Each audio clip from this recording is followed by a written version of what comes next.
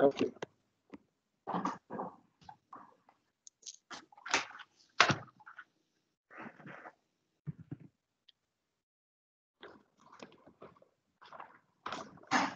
Bom dia a todos.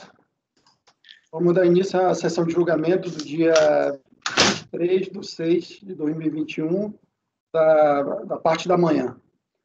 Inicialmente, vamos começar pelo item 255 a 257 da pauta.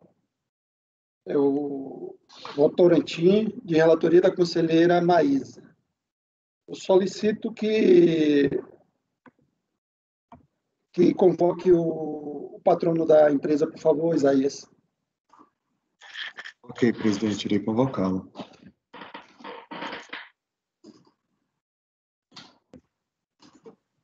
Itens 255 a 277.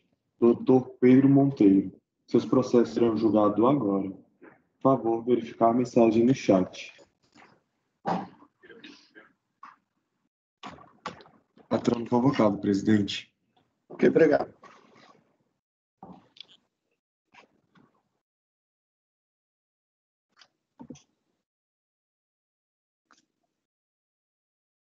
Mas da Votorantim, você tem outro Votorantim, né? É diferente? É diferente.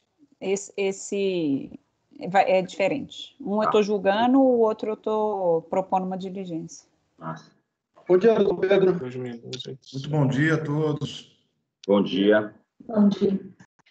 A gente vai iniciar o julgamento do item 255 a 277 da Votorantim. Ok? De relatoria da conselheira Maísa. Ela vai ler o relatório e depois será dado 15 minutos para o senhor fazer a sustentação oral. Ok? Com a palavra a conselheira Maísa. Então, presidente, na verdade, esse caso específico é o processo final 2012-87. Nesse caso aqui, ele não tem aqui no processo o termo de verificação fiscal, sabe? Inicialmente, tem algumas questões, eu normalmente ultrapasso isso quando eu consigo delimitar bem a lide, o que é que está acontecendo no processo. Só que aqui nesse caso, pela decisão recorrida e pelo que consta na própria decisão e no recurso voluntário, eu ainda estou com dúvida, então eu preciso do termo de verificação fiscal. Então, eu estou convertendo em diligência para juntada desse. Até eu trago aqui algumas razões do porquê que eu estou pedindo isso, esse termo específico. Então, eu vou ler o voto, qualquer coisa vocês me falam, mas basicamente é isso, o que eu estou pedindo é o termo, para eu conseguir entender melhor a delimitação da lide aqui no caso. Então, pelo relato da decisão recorrida, reproduzida no relatório acima, observa-se Só fazer o alerta, só um minutinho, doutor, ela está propondo uma diligência, certo? Queria ver se o senhor poderia abrir mão da sua sustentação oral, que Sim, o seu direito será garantido quando a diligência retornar. Pode ser? Se o senhor tiver alguma sugestão, depois o senhor pode fazer também. Muito obrigado. Pode continuar mais. Pelo relato, observa-se que as razões para a glose se restringiram inicialmente, nesse caso aqui, à titularidade do saldo credor e ao suposto erro no transporte do saldo. E aí, então, pelo que consta lá da decisão recorrida, que ela fala lá, falta de anulação de crédito relativa a produtos de procedência estrangeira remetidos pelo importador diretamente da repartição que os liberou.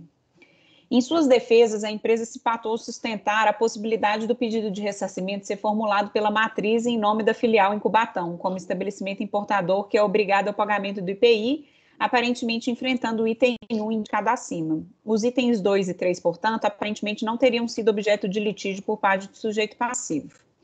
E como consignado na própria decisão recorrida, o estabelecimento titular do crédito não é industrial, mas sim equiparado a industrial. Com isso, nas operações que praticar no mercado interno, seja uma saída para transferir para outro estabelecimento, seja para uma revenda ou qualquer outro título, como diz o artigo 2º, parágrafo 2º da 4502, haverá incidência do IPI, nos termos da decisão recorrida. A decisão recorrida mesmo reconheceu isso. No entanto, apesar de ser equiparada à industrial e nas saídas para outros estabelecimentos da mesma firma haver a incidência do IPI, essa hipótese está com suspensão do imposto nos termos do artigo 4310 do RIP 2010, não havendo regra para que o remetente, Cubatão, estorne o crédito referente às compras, portanto, acumulando. É fato argumentado pela recorrente que os produtos importados são remetidos para outros estabelecimentos da mesma firma, local onde ocorrerá a industrialização.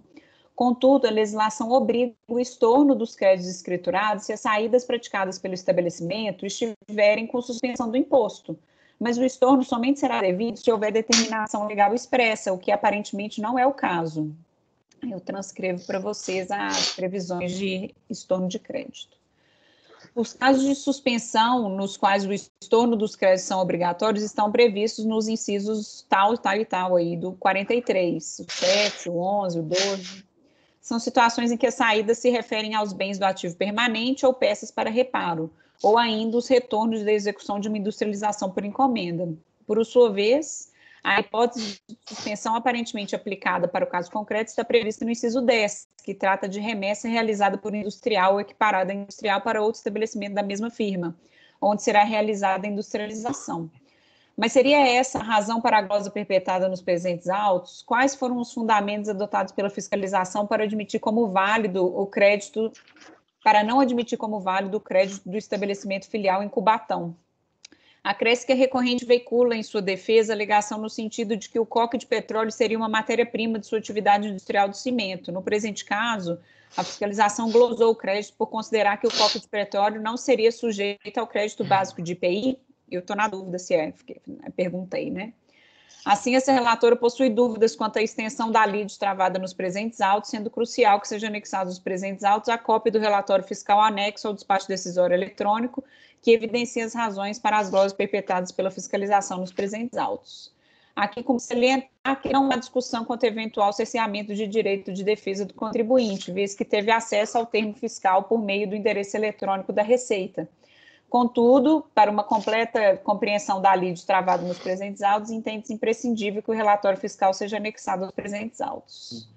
Então, diante dessas considerações, à luz do artigo 29, propõe a conversão do presente processo em diligência para que a autoridade fiscal de origem anexe aos presentes autos a cópia do relatório fiscal anexo ao despacho decisório eletrônico, para que seja possível compreender a extensão da lide travada nos presentes autos. Concluída a diligência, intimar a recorrente para 30 dias. É como propõe essa resolução, presidente. Ok. Alguma dúvida? Não. Então, vamos à votação. Conselheiro Lázaro, como vota? Acompanha a relatora. Ok. Conselheiro Silvio, como vota? Com a relatora. Conselheira Cíntia, como vota? Com a relatora. Conselheiro Jorge, como vota? Com a relatora. Conselheiro Miller, como vota? Com a relatora, presidente. Conselheira Thaís, como vota? Acompanho. Eu também acompanho a relatora. Resolve os membros do colegiado, por unanimidade de votos, converter o julgamento do recurso em diligência nos termos do voto da relatora. Acompanhou o julgamento pela recorrente o doutor Pedro Monteiro Bonfim Belo, é isso, né? Pedro Bonfim Belo, OAB DF 63362. O resultado se aplica Esse aplica para o 205, até o do 256 até o 277. 258. 255 a 258. 257. A 275. Peraí, deixa eu só ver aqui qual que é o outro. Não é o 255 que nós estamos julgando? É 255 a 258.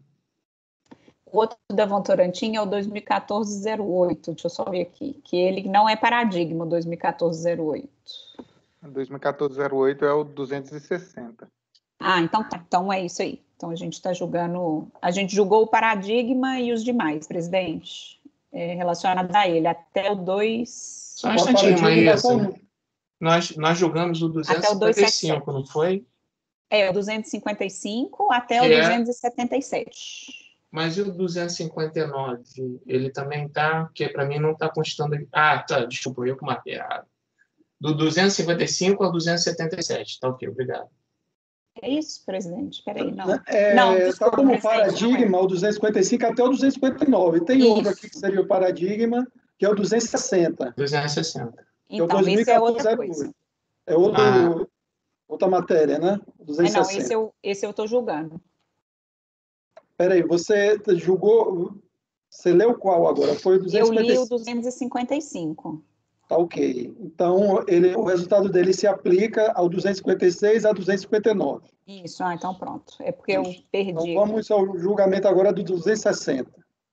Aí esse você vai fazer sustentação, tá, patrono? Que é o 2014-08. Ok? Pode começar.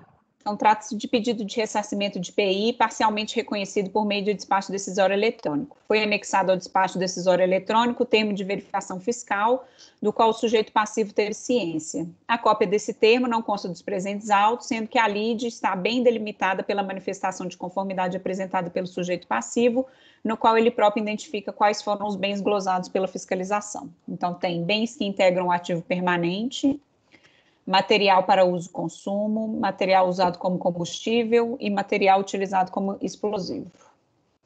Em sua defesa, a empresa se surge especificamente quanto ao coque de petróleo por ter representado quase 70% da glosa perpetrada pela fiscalização, aduzindo que não seria apenas combustível, mas também matéria-prima diretamente injetada na mistura objeto do processo de produção de cimento.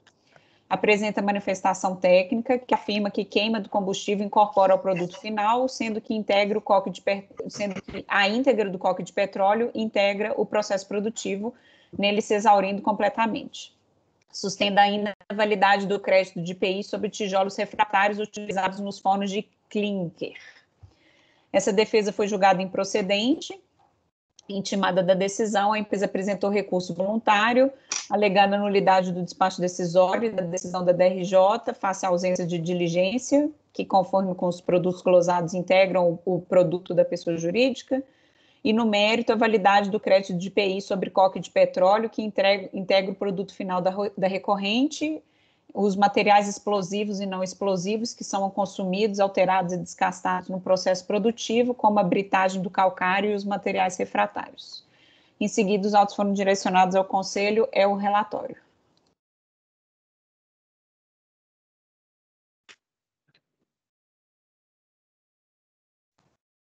Vamos aguardar o presidente. O Pedro caiu, né?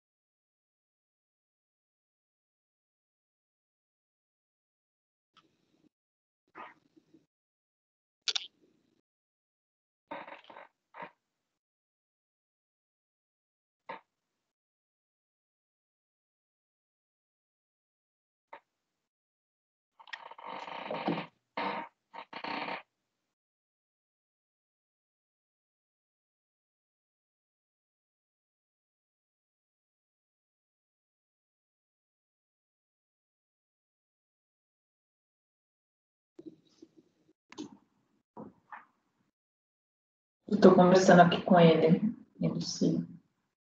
Tá tudo bem. Para voltar.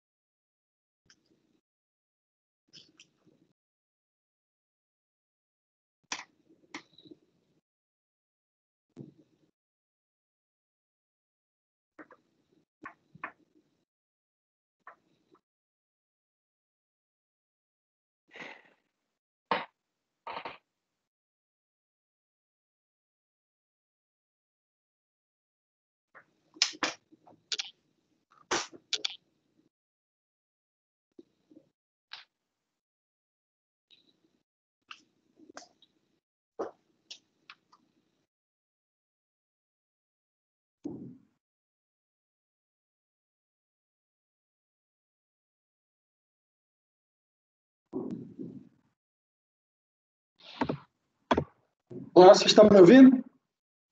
Sim. Estão me vendo também, né? Pronto, agora está perfeito. Problema de conexão aqui, eu troquei a conexão com o roteador celular. Doutor, o senhor tem 15 minutos para fazer a sua sustentação. Agradecido, presidente. Também pelo breve, mas completo relatório já exposto, o nosso trabalho é muito facilitado, né? A questão aqui, como já bem colocado, é da produção de cimento, né? Insumos que foram interpretados pela DRJ como não sendo matérias-primas, como não sendo produto intermediário, enfim, não fazendo jus os estabelecimentos a esse crédito do IPI. A questão aqui que se coloca é, na verdade, em primeiro plano, eu não sou muito de insistir em argumentos de nulidade, mas nesse caso aqui em particular, essa questão se faz sentido. Por quê? Os pareceres técnicos foram juntados desde a primeira defesa nos autos. Os pareceres técnicos são um laudo do IPT e um parecer do professor Humberto Alho, tá? Ou seja, tratando de todos esses bens que estão aqui em discussão. E vejam, senhoras e senhores, não há em nenhum momento da decisão da TRJ uma afirmação de que exista contato direto. Na verdade, muito pelo contrário, que há uma tese desenvolvida a partir de uma percepção, com perdão da expressão, mais rasa, por parte da fiscalização, de que as cinzas do coque de petróleo, por exemplo, é que acabam se integrando ao produto final. Mas o fato irrecusável é que há integração. Não há dúvida. Então, ou seja, o material que é levado à queima para a fabricação de cimento é, de forma inexoravelmente, integrado no processo de produção deste produto final, que é o cimento. E daí a gente pode fazer o seguinte reducionismo. Bom, sem calcário, sem argila, é impossível chegar ao clinker. Clinker é esse produto intermediário da cadeia que é produzido já em fornos de alta temperatura, acima de 1.400 graus. Este material que vai depois se transformar em cimento, né? Ou seja, é uma etapa absolutamente sem a qual não há qualquer possibilidade, qualquer condição de que se extraia cimento, né? E que o coque de petróleo, nesta composição química, também é indissociável, porque há, sim, teor de enxofre que é integrado dentro do cimento, né? Na formação desse clinker, né? Sem o qual perde-se qualidade no material final, né? Então, ou seja, parece um pouco estranho até que se tenha que discutir, né, se é uma questão, um produto que é tão essencial na fabricação, na composição dessa farinha que produz o cimento, seja questionado, né, pela fiscalização, porque é uma questão do mundo dos fatos e um processo industrial de centenas de anos, né? É impossível chegar à formação desse cimento sem que o papel preponderante do coque de petróleo esteja presente, e sem que ele seja, de fato, ele é absolutamente integrado. Não há qualquer material que se escape desse processo de produção, que se extraia dali uma sobra de material, que se dali se tire qualquer proveito. Não, é integralmente absorvido dentro desse processo produtivo. Então, sim, o coque de petróleo tem um papel térmico também, né? O problema da decisão da DRJ é que ela ignora o outro papel, o fato material, né? Portanto, a composição corpórea desse produto final, né? A corporificação deste material no produto final, ignora e passa a admitir apenas que o coque de petróleo teria uma função térmica, né? Então, ou seja, na verdade, o que o parecer do professor Humberto Ávila muito bem coloca nesses autos coque de petróleo além de extremamente essencial nessa cadeia de produção, talvez o principal produto, né, para se chegar ao cimento.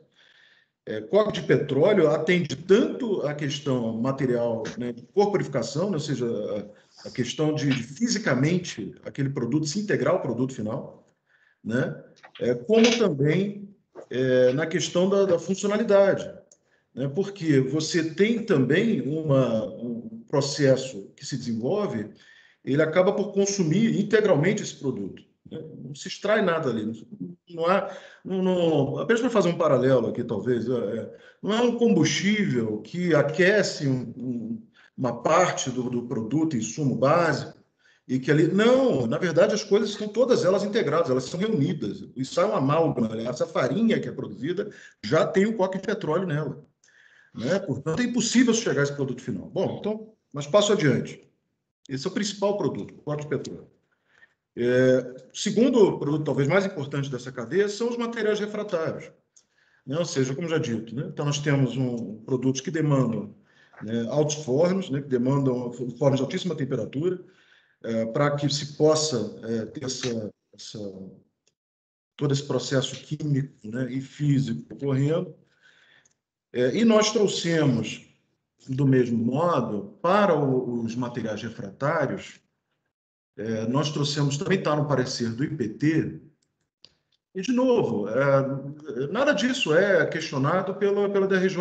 A DRJ apenas quer dizer, mas esse material refratário ele protege as chapas de aço dos fornos, logo ele não se integra ao produto.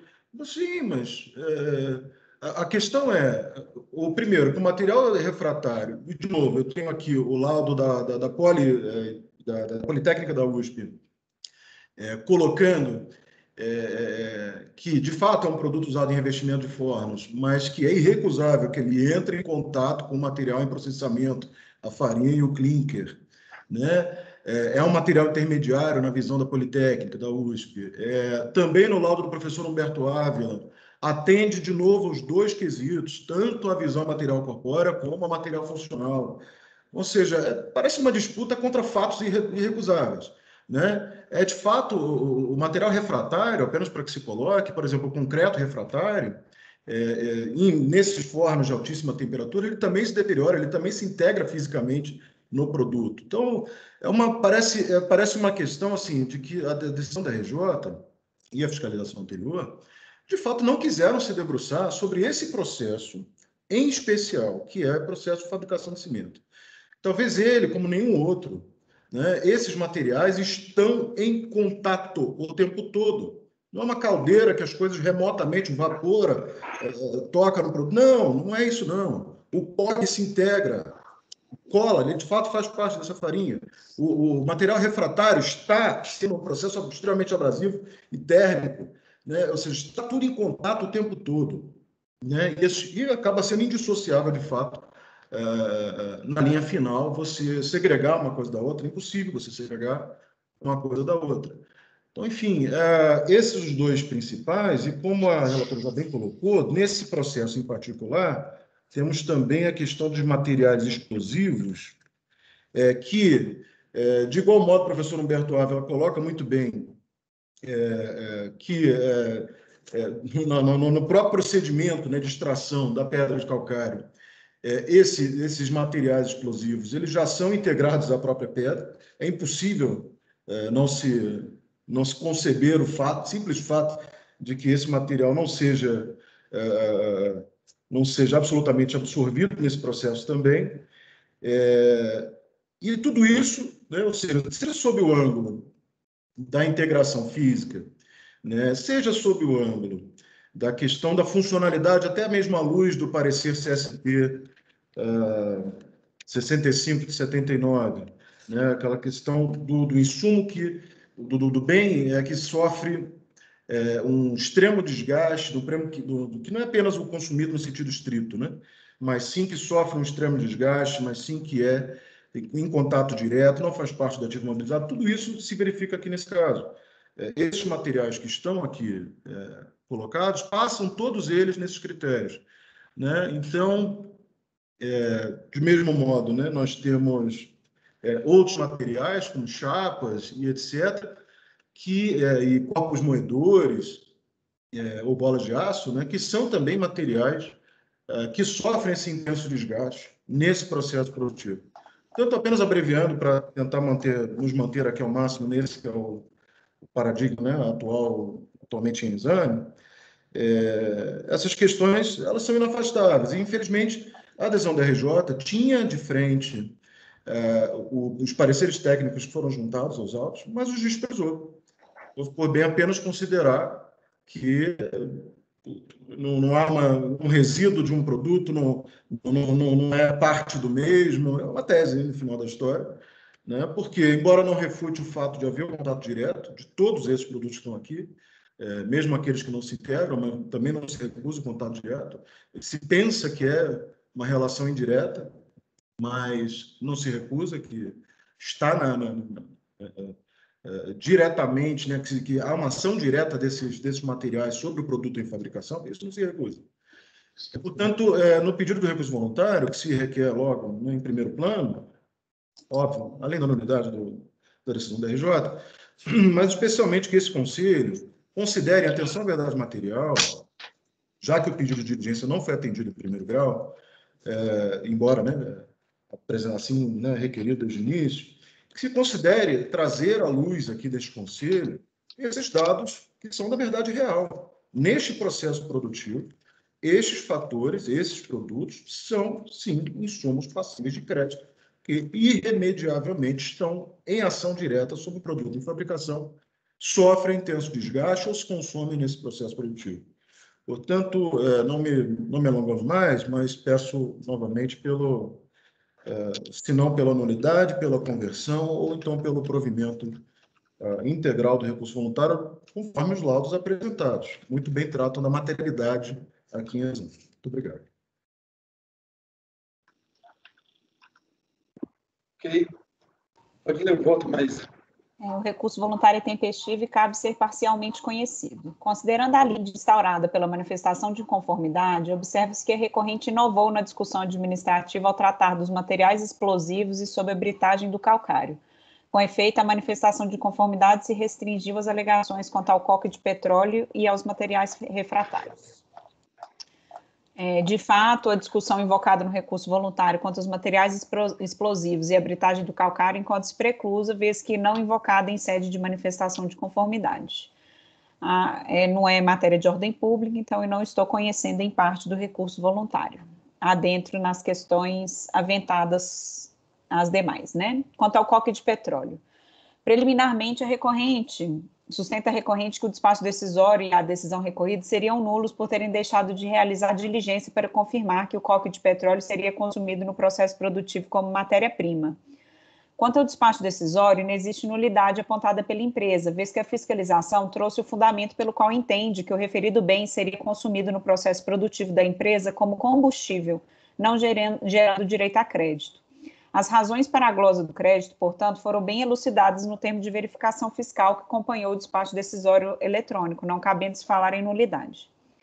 Atentando-se para a decisão recorrida, observe-se que os julgadores ACO enfrentaram, inclusive, o laudo técnico anexado pela empresa na manifestação de conformidade, evidenciando que a forma como a empresa aduz que o coque de petróleo se incorporaria no produto, o cimento, seria na forma de combustível. Não se nega, portanto, que o coque de petróleo se consome no processo produtivo da empresa. Apenas se indica que essa utilização não se incorporaria diretamente ao produto final. Aí eu faço a transcrição da decisão recorrida. Fala lá, o coque de petróleo é combustível usado para gerar energia térmica. Ele se consome na combustão para emissão do calor que formará o clinker, mas não entra em contato com o calcário ou argila. É o calor que forma o clinker, não o coque. Apesar da queima do combustível e do tipo deste poder interferir na qualidade do produto fabricado, por seus resíduos entrar em contato com a matéria-prima, deve-se ter em mente que não é o coque que entra em contato com o produto fabricado, e seu consumo, queima para gerar calor, não se dá pelo contato direto com a matéria-prima. Fecho aspas. Aí eu fiz ainda a transcrição da decisão recorrida, mas é nesse sentido. Assim, não há que se falar em nulidade da decisão recorrida, vez que não considerou necessária a realização de diligência, considerando os documentos anexados aos presentes autos quanto ao coque de petróleo. Atentando-se para o mérito, observa-se que o lado técnico anexado pela empresa nos presentes autos realmente não gera dúvida quanto à natureza de combustível do coque de petróleo no processo de produção de cimento da pessoa jurídica. A natureza técnica de combustível é reiteradamente confirmada no laudo técnico do Instituto de Pesquisa Tecnológica, no qual afirma. Então, olha lá, no Brasil, o coque de petróleo é responsável por grande parte da energia térmica consumida na indústria do cimento.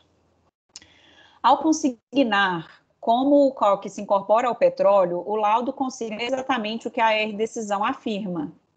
Somente as cinzas decorrentes da queima do coque como combustível na produção e não por uma ação direta sobre o produto.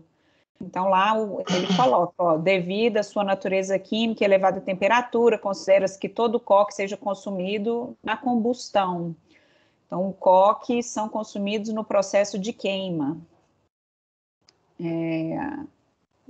Enfim, eu coloquei aí para você.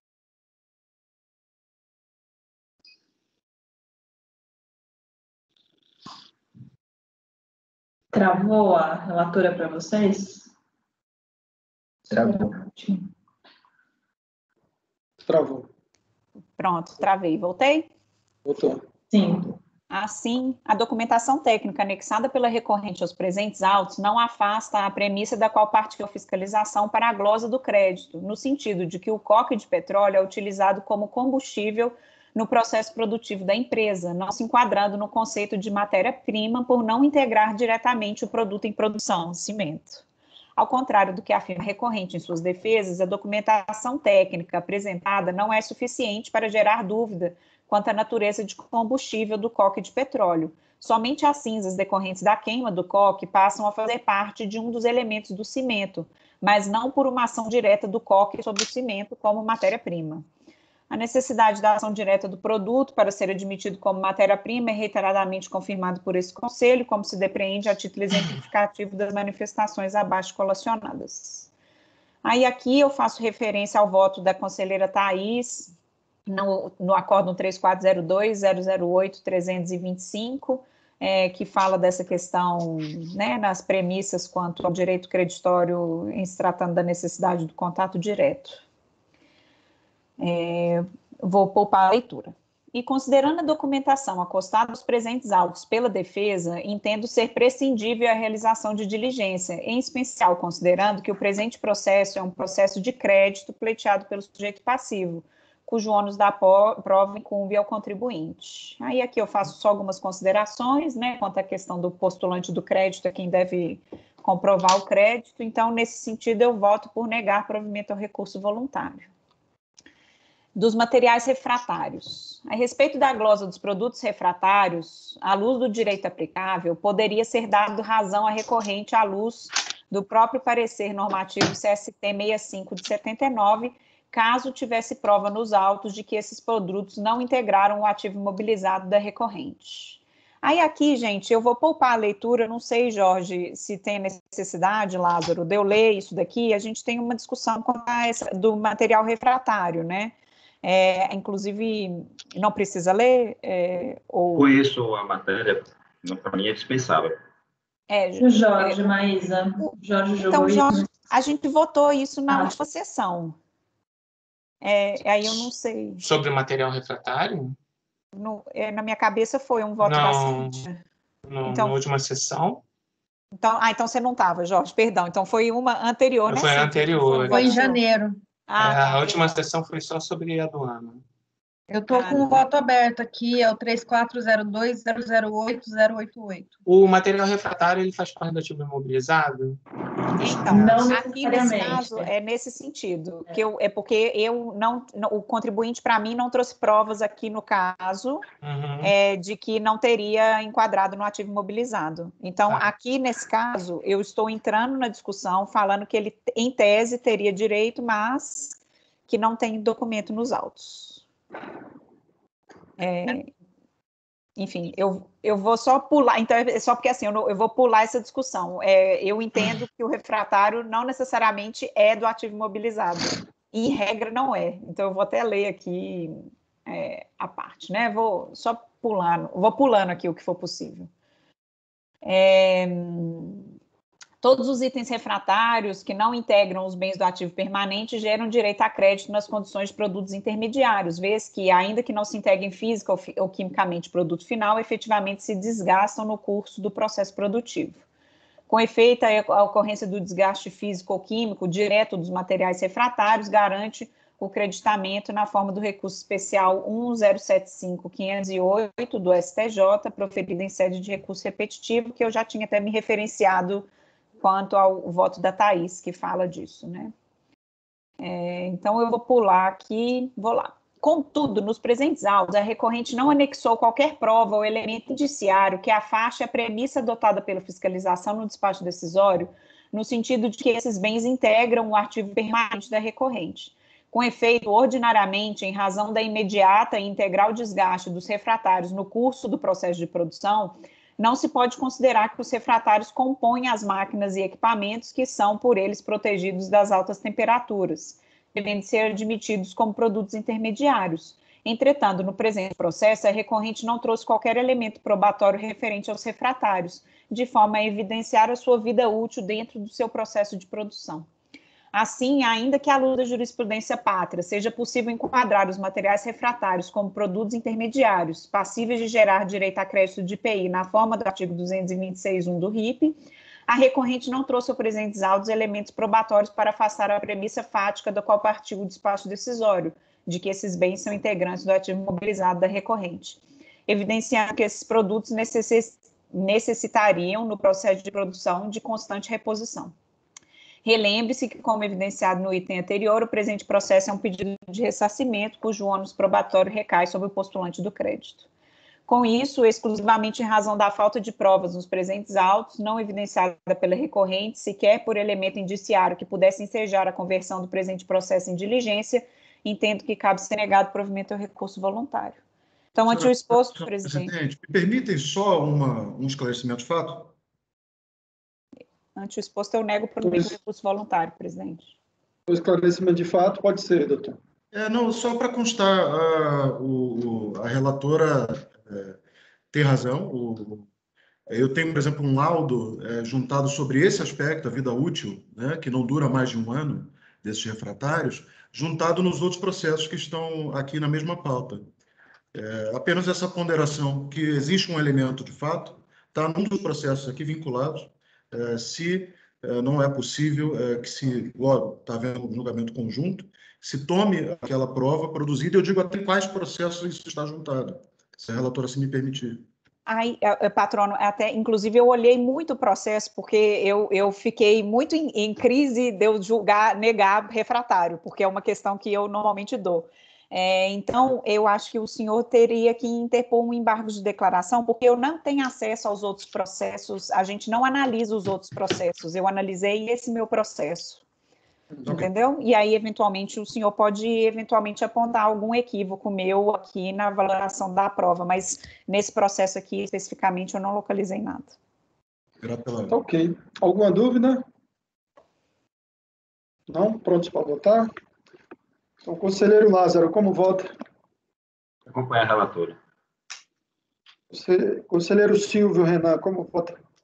Com a relatora. Conselheira Cíntia, como vota? Diante da falta de provas, da forma como colocada, eu acompanho a relatora.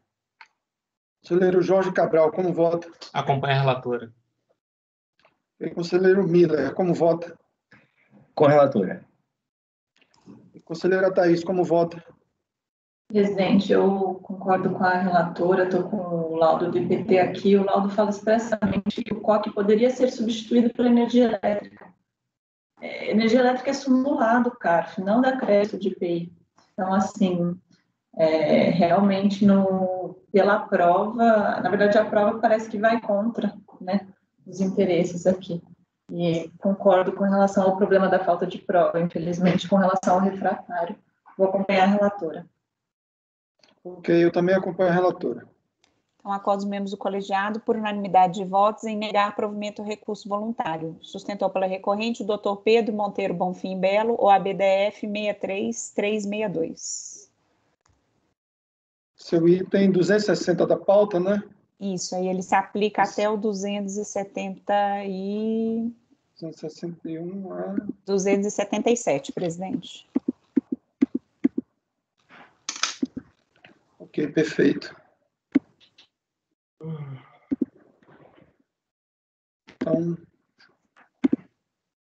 Então terminamos o julgamento, doutor.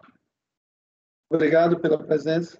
Agradecido pela atenção, desejo a todos um ótimo dia. Obrigado. Igualmente. Obrigado.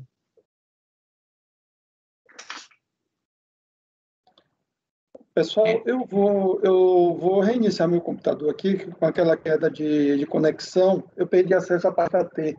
Aí eu vou reiniciar, normalmente quando eu reinicio ele volta, eu volto a ter acesso, tá? São Ok. alguns minutos. Ô, Pedro,